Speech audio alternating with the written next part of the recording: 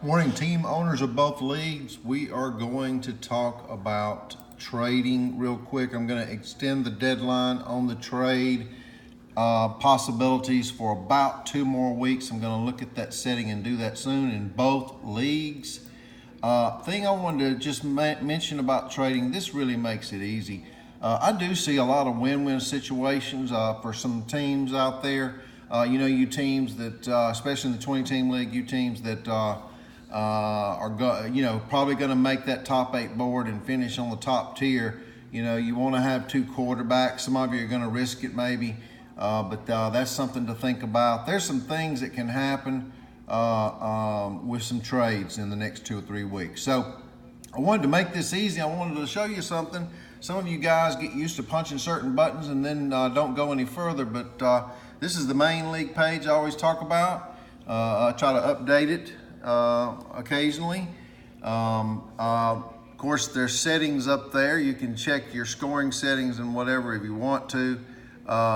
Members in the group. Rosters. This is the main one I wanted to talk about, the rosters right here. If you hit the rosters, as far as trading goes, all the rosters come up. You can see who they have, and then you can propose a trade. So when you go to propose a trade, when you go to propose a trade, what you can do here is you can check the schedule, see how it matches up when you start thinking about who you're going to trade, and just jot some stuff down.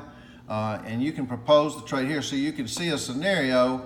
And I'm just giving an example. I pulled up 2 teams, the Showboats and the Pittsburgh.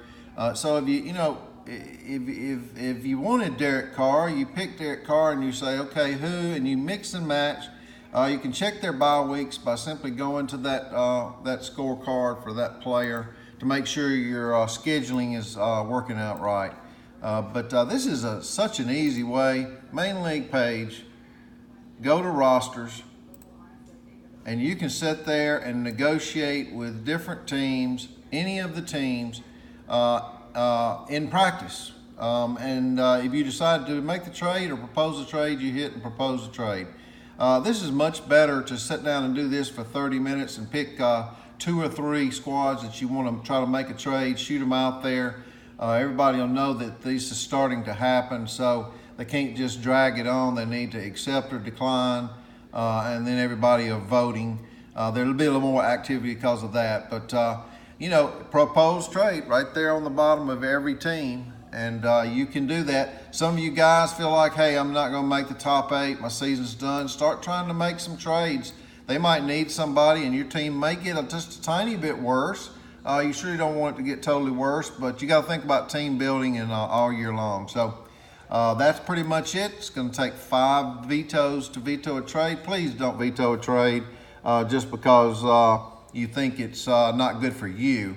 And then I also would like to add, guys, go on the stump when you make the trades, especially if they're unusual trades or something. Definitely go on the stump as to why you're making that trade. I will evaluate and be watching. But that's main league page, and simply go to rosters. Look, when you're up here too, you got players. If you guys don't know that, when you go to players, you literally can go down here and you can hit average points, and it'll organize them in average points. You can hit projections right there, and it'll do that. You can hit schedule right here, and you can see on their way out who you play. When your bye weeks are, you can click the team. It'll show you their strength. These are all little hints for watching this video. Thank you. Trade will go on for about 2 more weeks.